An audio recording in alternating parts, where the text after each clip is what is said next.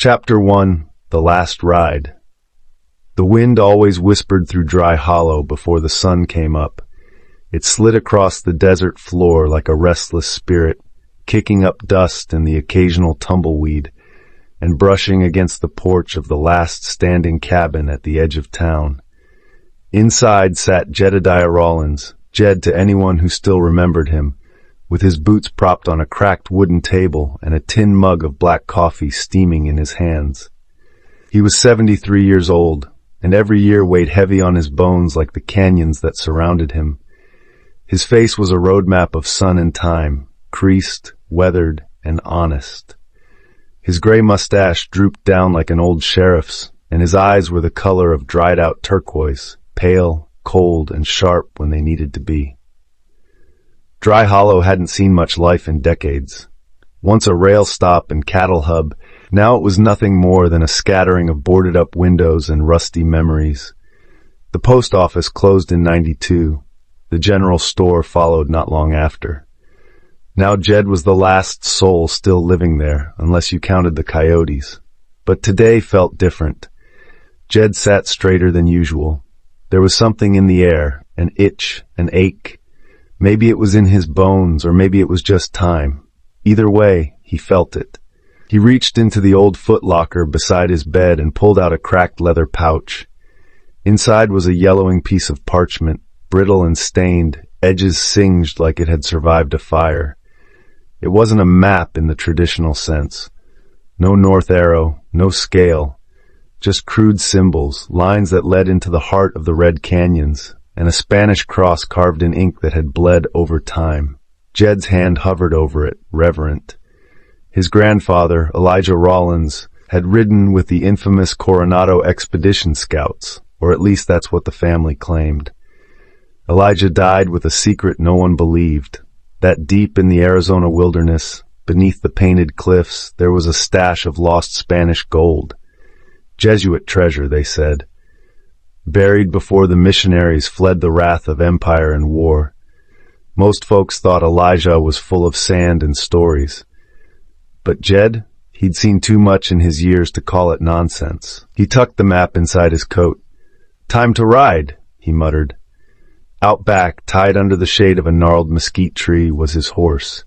Dusty, older than most, but loyal. Jed saddled up slow, mindful of his left knee, which hadn't bent right since that bar fight in Tucson 30 years ago. He took one last look at the cabin, its wood warped, the door swinging slightly in the wind, as if it too knew he wouldn't be back. Then he turned south toward the canyons. The morning sun cracked over the horizon, lighting the red rock cliffs with a golden hue that could fool a man into thinking it was treasure. But Jed knew better. Treasure was never about gold. It was about the chase, the story, the promise that somewhere beyond the reach of time, something was waiting to be found. And so the old cowboy rode, his silhouette shrinking against the rising day, swallowed by the canyons of Arizona. The hunt had begun. Chapter 2: Ghosts of the Canyon. By midday, the sun bore down like a judgment. The Arizona sky was a hard, cloudless blue, and the canyons rose around Jed like the ribs of some ancient beast. Towering red walls, chiseled by wind and time, hemmed in every direction. Shadows danced across the stone as vultures circled overhead, distant and silent. Jed rode slowly, reins loose, hat low over his eyes. Dusty moved with steady hooves, unbothered by the rough terrain. This wasn't the first time Jed had entered the canyon lands, but it was the first time in almost 30 years he'd come with the map. He remembered the last time well. He had been a younger man then, full of fire and vengeance. The map had taken him in circles. He lost 2 horses, nearly died from thirst, and came back with nothing but a broken wrist and doubts thick as molasses. Back then he'd blamed the map.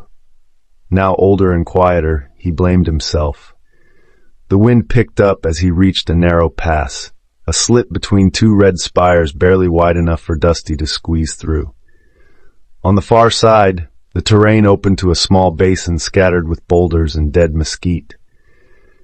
That's when Jed saw it, a piece of cloth, sun-bleached and torn, snagged on a thorn bush. He pulled up the reins. Sliding down from the saddle with a grunt, he walked over and tugged the fabric free. It was part of a shirt, maybe denim once, now the color of sand. And near the base of the bush was a boot.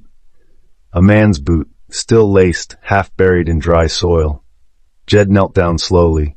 There was no body, just fragments. A few bones, a rusted belt buckle, and a leather pouch with initials burned into the flap. C.M. Clint McRae, Jed whispered.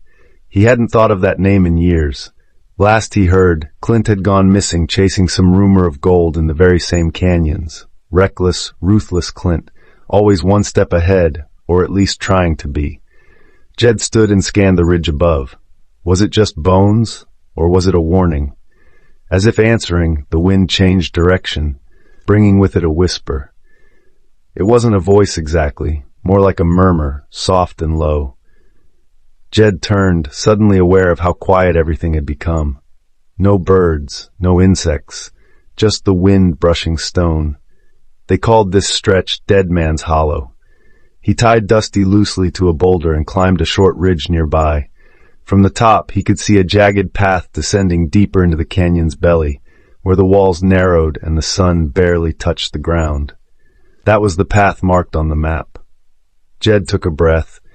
Then something caught his eye. Far across the canyon floor, near the edge of a dry creek bed, a flicker of movement. A man on horseback, too far to make out details, but close enough that Jed could feel the weight of eyes. He dropped back behind the ridge, heart suddenly awake. He wasn't alone. Whether it was a drifter, an outlaw, or someone else looking for the treasure, Jed couldn't say. But whoever it was, they were following the same trail. He made camp that night in a narrow cave tucked beneath an overhang of rock painted with ancient petroglyphs, spirals, animals, strange figures holding spears, signs left by the Hohokam or maybe the Anasazi, long before maps and gold. As the fire crackled low, Jed stared into the flames and listened. At first it was only wind again, pushing through cracks in the stone like a distant breath. But then came the unmistakable sound, footsteps.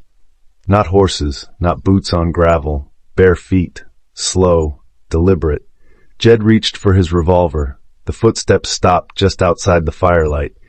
He stood back to the cave wall, revolver raised. "Who's out there?" Nothing. Then a voice, dry as sand and twice as cold, whispered, "You can't take what don't belong to you." Jed spun and aimed, but the cave was empty. Only the wind remained. Chapter 3, The Saloon Whisper. 12 years earlier, the saloon at Bitter Creek had been full of smoke, whiskey, and lies.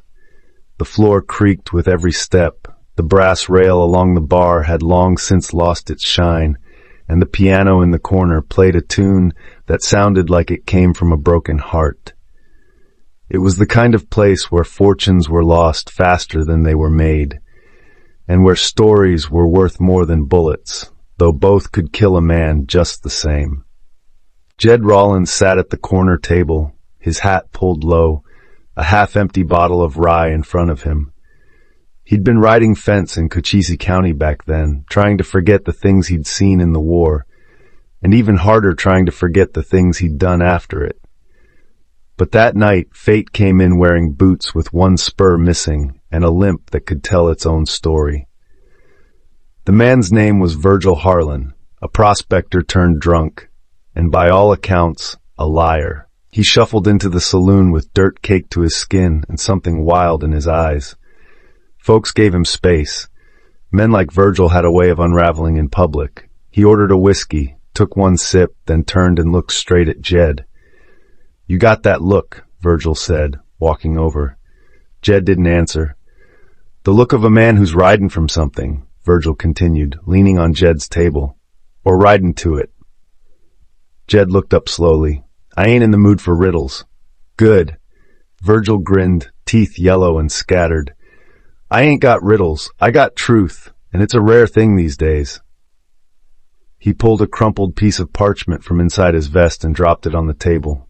Jed glanced at it. Symbols, crude lines, a cross carved in the bottom corner. Familiar.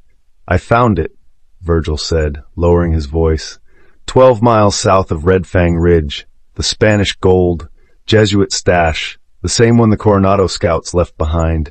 They killed the Padres to keep it secret, buried it so deep even the buzzards couldn't sniff it out. Jed frowned. You're drunk. Always, Virgil smiled. But not wrong.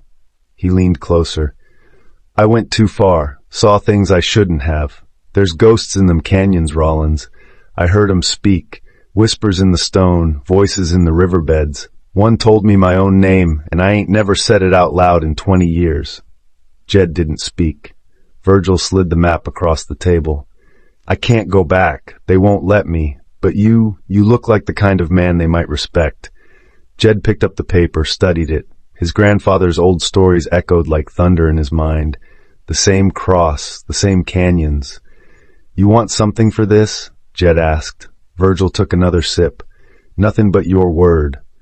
My word, that if you find it, you bury the bones first. Jed nodded slowly. Deal. Later that night, Jed sat alone outside the saloon, staring at the stars with the map in hand. That's when Clint McRae appeared, lean, dark-eyed, and sharp as a Bowie knife. He leaned against the post with a cigarette in his mouth, and trouble in his grin. You really believe that old coot's tale? He asked. Jed didn't look up. Don't matter what I believe. Oh, it matters, Clint said, 'cause I saw you take that map, and I figure if there's gold buried somewhere, it's worth watching the man holding the shovel. Jed stood slowly. You following me? Not yet, Clint replied, but I will be. They stared at each other for a long moment, two men cut from the same dust, both with iron in their blood and ghosts on their backs. Clint flicked the cigarette into the dirt. When the time comes, Rawlins, just remember, only one man rides out of that canyon rich. The other one gets buried in it. He turned and walked off into the dark. Jed watched him go, then tucked the map back into his coat, already knowing it would be years before he ever followed its trail. Years, and a long road full of silence. Back in the present, beneath the jagged canyon walls, Jed stirred the embers of his small fire. The memory of that night in Bitter Creek clung to him like dust. Virgil Harlan had disappeared 2 weeks later. His body was never found. And Clint McRae? Jed hadn't seen him since, until yesterday's glimpse on the ridge. Or was that just a ghost, too? Jed wrapped his coat tighter and leaned back against the rock. The stars above were as sharp as knives, and the wind carried whispers no man could rightly explain. Tomorrow he would ride deeper, toward Red Fang Ridge, toward the place where promises die and legends wait in stone. Chapter 4, A Land of Fire and Shadows. The canyon opened up like a wound the next morning, jagged and deep, painted in blood-red stone and silent as a grave. The sun hadn't fully risen when Jed and Dusty descended into its throat, but already the heat shimmered like smoke over the rocks. Here, in the depths of the red wilderness, shadows held secrets, and light only made them darker. Jed wiped the sweat from his brow and studied the map again. The lines were faint, the ink nearly gone. But he knew where he was. Red Fang Ridge loomed above him, its jagged top like a set of broken teeth reaching toward the sky. Beneath it was a winding trail etched into the rock by centuries of wind and water. The map pointed straight through it. Dusty snorted, uneasy. Jed felt it too. This wasn't just a canyon, it was a place that breathed. The trail narrowed and twisted like a serpent, lined with stone towers and dead brush. Shadows fell in strange patterns. Some rocks looked like they'd been carved, faces twisted in agony, mouths open as if still screaming. Maybe it was just the erosion. Maybe not. After hours of careful travel, they reached a dry riverbed littered with smooth stones and sun-bleached bones. Animal, mostly. Jed dismounted and knelt near one. The skull was long and cracked. Not coyote. Not deer. Human. He stood slowly and scanned the ridgeline above. Still no sign of the rider he'd glimpsed the day before. Still, he kept his revolver close, and his senses sharper than a snake's fang. They pressed on, deeper. By midday, the sun turned cruel. It reflected off the rock like mirrors in hell, cooking the air and making even the shadows hot. Jed's canteen was half gone. Dusty's steps grew heavier. That's when he saw it. A narrow fissure in the rock, hidden behind a cluster of desert juniper and boulders the size of wagons. The entrance wasn't marked on the map, but Jed felt something pull him toward it. He dismounted, tied Dusty in the shade, and stepped closer. The air was cooler inside, damp, a good sign. He lit a match and stepped into the passage. It opened into a low cavern painted with ancient symbols, spirals, arrows, stick figures, and suns with too many eyes. Some were chipped, others looked fresh. A strange scent clung to the air, sage and something metallic. At the far wall, an inscription in Spanish had been chiseled into the stone. La riqueza se paga con alma. El que tome será tomado. Riches are paid with the soul. He who takes will be taken. Jed didn't believe in curses, not exactly, but he believed in warnings, and this one had the weight of history behind it. He ran his hand over the stone, felt the ancient bite of the chisel. Suddenly, a gust of wind surged through the cavern, impossible, unnatural, and blew out the match. Jed stood in perfect darkness. Then a voice echoed, not a whisper, but a guttural rasp, Jedediah. He froze, not because someone had spoken, but because it had been his father's voice, dead these past 40 years. The silence returned. Jed backed out of the cavern, heart hammering like hooves in his chest.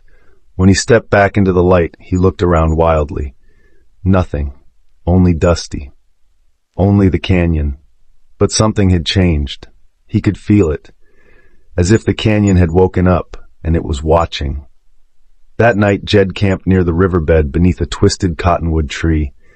The fire was small, the silence wide. Coyotes howled in the distance, but closer, too close, there was only stillness. He opened his coat, pulled out the map again, and traced the path with a shaking finger. The symbols were beginning to make sense now. The spiral wasn't just art, it was a direction, a descent. And the cross, it wasn't marking treasure, it was marking a door. Not a wooden one, a door in the earth. As he stared into the fire, the flame seemed to bend and twist. For a moment he saw shapes, figures in robes standing in a circle, gold piled high at their feet. Behind them, a dark figure with no face and a crown of thorns. Then the fire snapped, and the image was gone. Jed didn't sleep that night. He knew now what kind of land he was in. A land where the rocks remembered. Where gold had a voice, and where the shadows could follow you even in daylight. Tomorrow he would seek the next marker. But tonight he sat awake in the land of fire and shadows, where even the ghosts walked quietly. Chapter 5. Legends and Lies. The desert didn't wake slowly. It came alive all at once. As the first rays of dawn spilled over the canyon walls, the wind rose like a warning.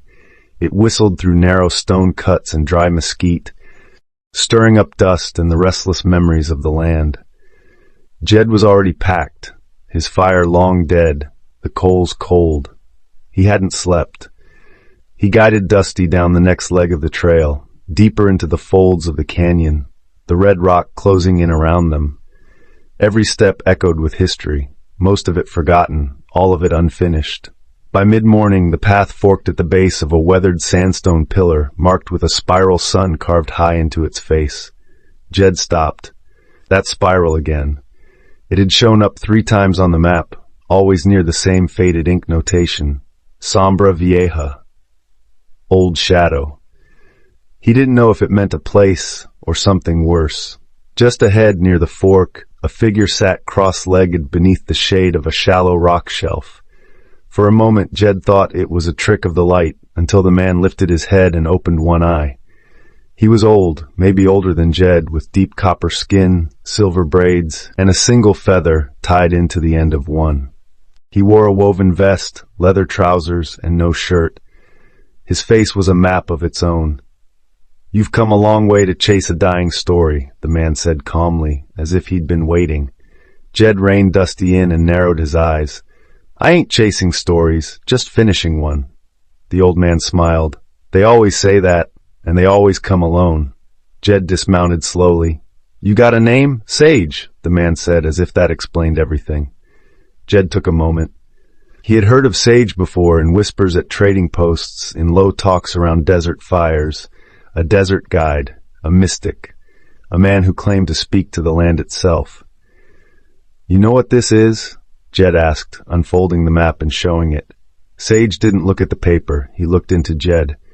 "I know what it cost the first time, and every time after." Jed didn't respond. Sage stood surprisingly tall. What is it you're hoping to find, Cowboy? Gold? Justice? Or just a place to lay your bones? Jed folded the map again. Truth. If it's still down there, I need to see it for myself. Even if it kills you? Jed gave a dry grin. If it's truth, it's worth dying for. Sage nodded once. Then you'll need to know the real story. They sat beneath the ledge as the sun passed high above. Sage pulled a pouch of dried berries and nuts from his pack and passed some to Jed, who ate in silence, listening. The gold you're chasing, Sage began, did not belong to the Spanish. Jed raised an eyebrow. What do you mean? It belonged to the tribes long before the first cross was ever carved into a canyon wall. Sacred veins, hidden deep. The earth gave it for medicine, for art, for trade, but never greed. Jed nodded. And then the Padres came. Sage's face darkened. They came with prayers and rifles. They dug, they took, and they feared what they didn't understand. So they buried it again. And when the uprisings came, they tried to cover their tracks. Jed looked toward the canyon. With blood. Sage's eyes didn't blink. Yes, priests, converts, guides, all silenced. The treasure was sealed in a cavern below the Three Sisters Ridge, behind a stone gate carved with hands. Jed's breath caught. That description matched a symbol on the map, a cluster of handprints etched into stone arranged like petals. But the gate isn't what protects the gold, Sage added. It's the land, the spirit that watches it. Jed chuckled low. You expect me to believe there's a ghost guarding it? No. Sage looked out into the vast emptiness. I expect you to respect it. Jed went quiet. Sage stood and began packing his things. You'll need a guide to reach the cavern, but I won't take you past the threshold. Why not? Because I've been there once, he said, and I came back different. Jed didn't press. Some truths weren't meant to be picked at. They traveled together the rest of that day in silence, winding through serpent-shaped valleys and twisted sandstone arches. Sage moved like he belonged to the canyon, barely leaving a print, never checking a compass. As night fell, they camped beneath the Three Sisters, 3 massive stone spires that rose like frozen flames. And there, just beyond the firelight, was the wall of handprints. Dozens of them. Tiny, weathered, some ancient, some newer. Jed walked up and touched one gently. It was warm. He stepped back. I thought they were just drawings, Jed whispered. They're not, Sage said from behind him. They're memories, marks of the ones who went inside and never returned. The wind shifted, and once more Jed thought he heard the canyon whisper his name. Tomorrow he would face the gate. Tonight he would dream of gold and ghosts. Chapter 6. Traps of the Ancients. By sunrise, the desert had gone still again, as if holding its breath. Jed and Sage stood before the wall of handprints beneath the Three Sisters Ridge. The marks, so old and silent, seemed to shift in the soft light like they were watching. Sage pointed to one particular print, larger than the others, with 6 fingers. That one marks the key. Press it, and the gate will answer. Jed hesitated, then laid his hand against the stone. There was a dull thud, like a heartbeat in rock. Then the canyon wall began to move. Slowly, silently, a section of stone recessed and slid sideways, revealing a narrow passage lit only by the dim blue shimmer of mineral-veined walls. A gust of air drifted out, cool and dry, carrying a faint smell of old earth and something metallic.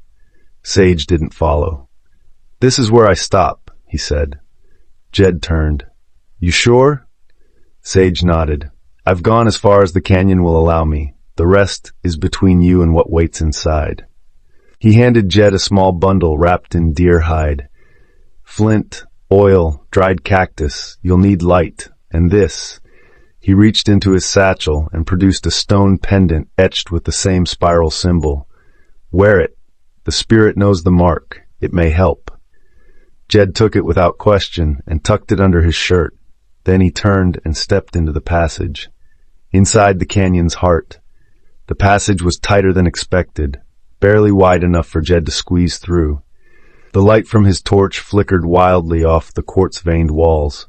Strange etchings followed him deeper in, spirals, arrows, and symbols that twisted with the stone like a story being whispered in a forgotten tongue. And then the corridor widened into a chamber. The walls flared upward into a dome of red stone, and in the center stood an altar of jagged black rock scorched by fire.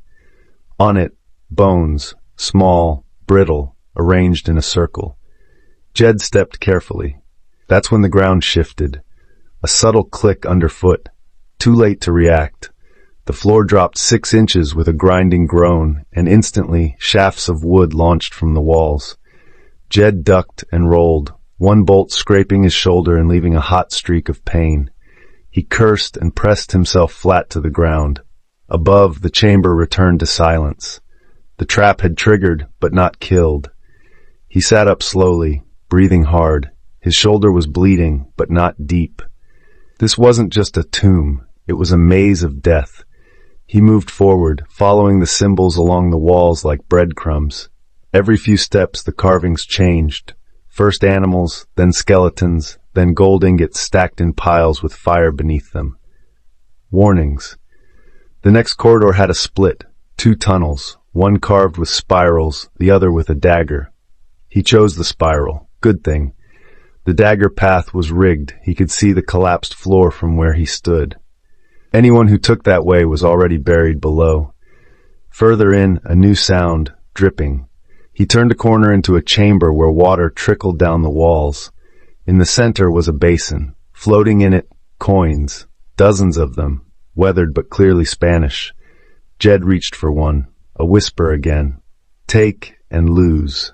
He froze. His fingers just inches from the water. The coins were bait. He left them. Instead, he knelt and splashed a bit of the water on his face. It was cool, clean, just enough to ease the burning behind his eyes.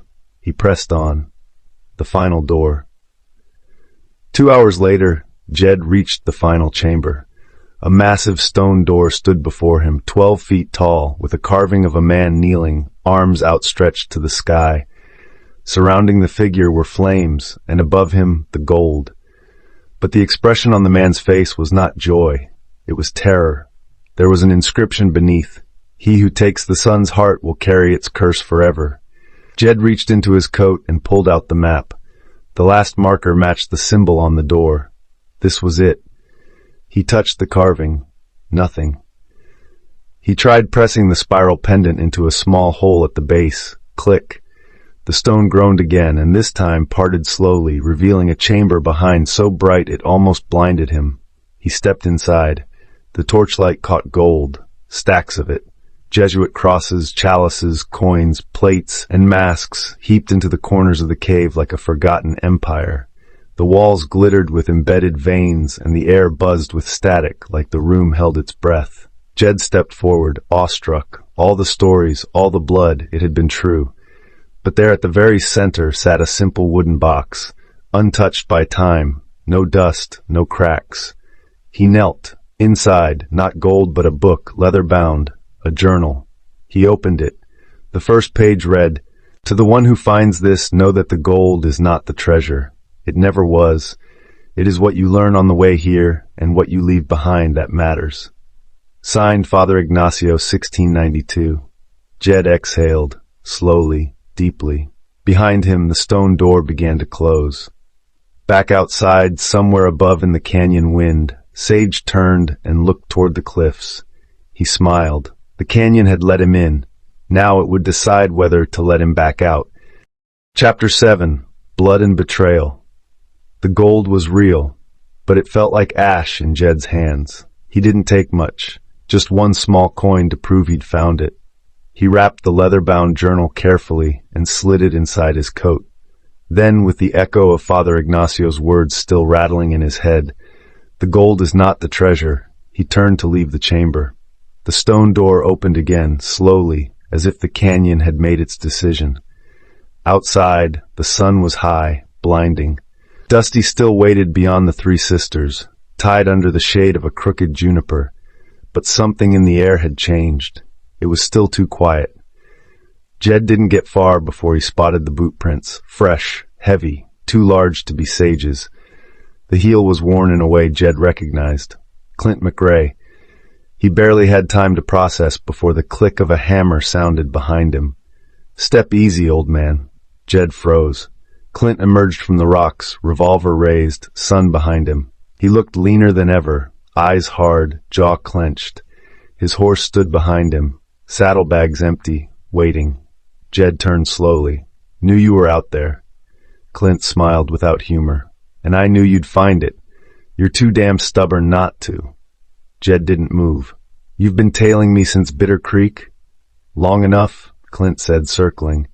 "You think I didn't know about that map? That old drunk gave you the show, but he gave me the details.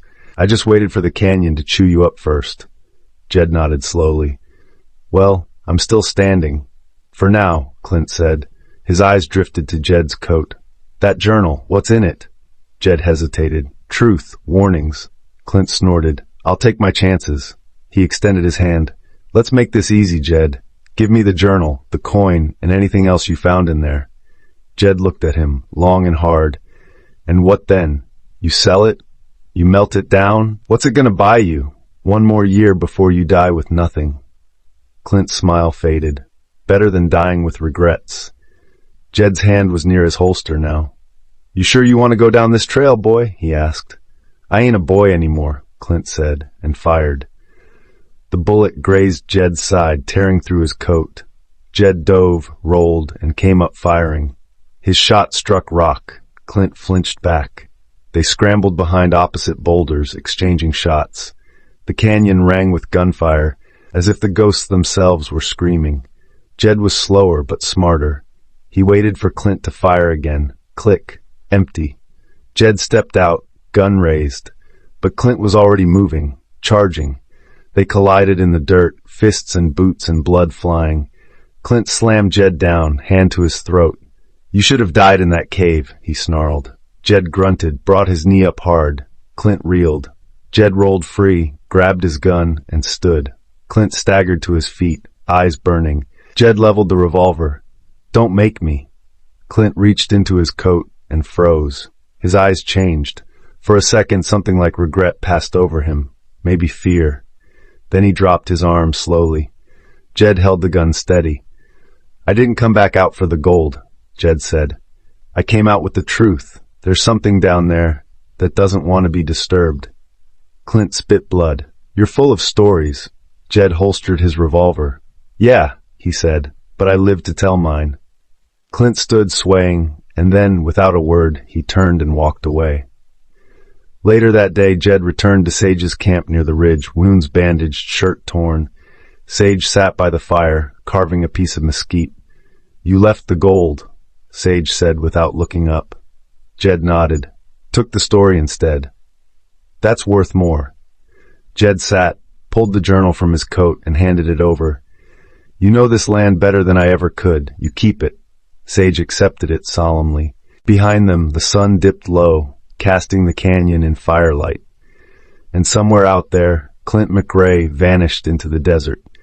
Jed watched the sky change. The blood had been spilled, the betrayal done, but the gold remained, buried beneath the red bones of Arizona, waiting, as it always had, for the next man foolish enough to chase it.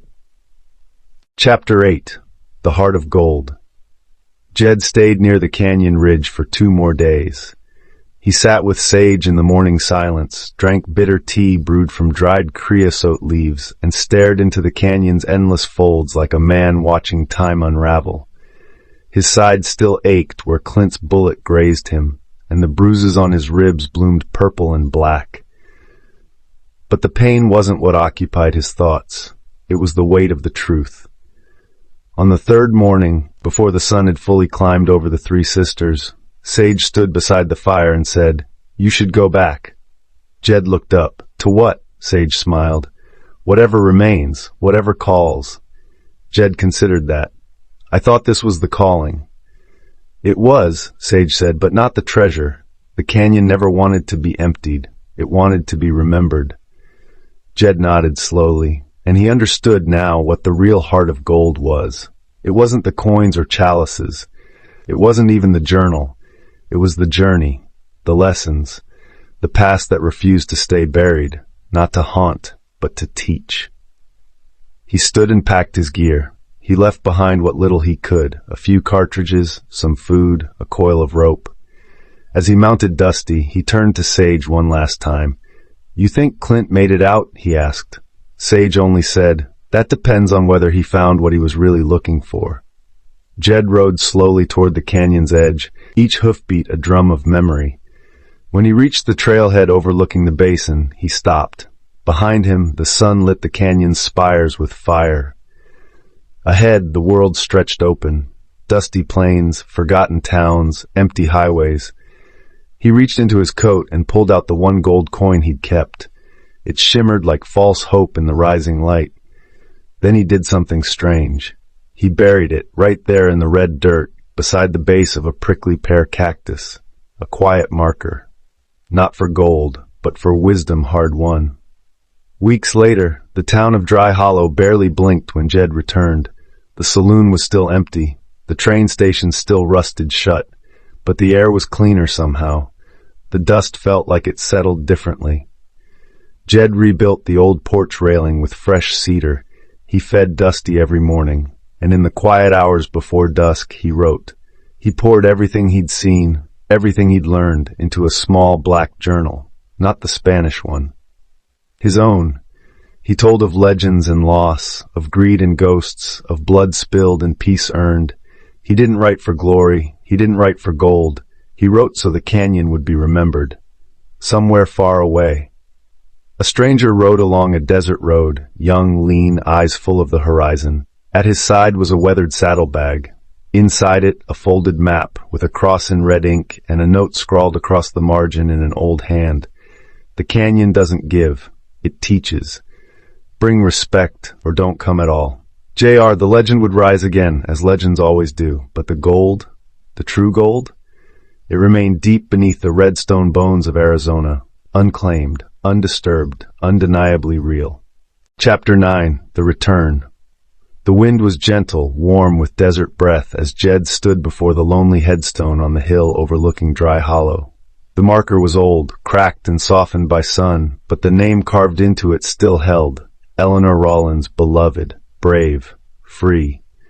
Jed set his hat over his heart. "I found it, Ellie," he said softly. "All of it, the map, the gold, the place you always dreamed about." The silence that followed wasn't empty, it was full. Full of memories, full of all the things he'd never said, and all the things she already knew. He sat on the dry grass, legs aching, back sore, and reached into his coat. He drew out his journal, thick now with pages, with dirt smudges, sweat stains, and the careful scrawl of a cowboy's truth. Inside was the story, the real story, not just of gold, but of the canyon, of Sage, of Clint, of ghosts and greed and grit. It ended with these words, "I never found the treasure I set out for. I found something better, what the treasure meant. I ain't a rich man now, but I'm no longer a lost one. Jed Rawlins." He left the journal at her grave, weighed down by a stone. Then he stood up slow, took one last look over the land and turned toward town. Dry Hollow. The saloon had changed. A new sign hung above the door, painted fresh, the canyon's edge. Inside, the piano worked again. The whiskey was smoother. Folks passed through and some stayed. They came for the legend, but they stayed for the man. Jed never said much about the gold anymore. When asked, he'd smile and say, "I buried it where it belonged." Then he'd sip his coffee and look out the window toward the southern ridge.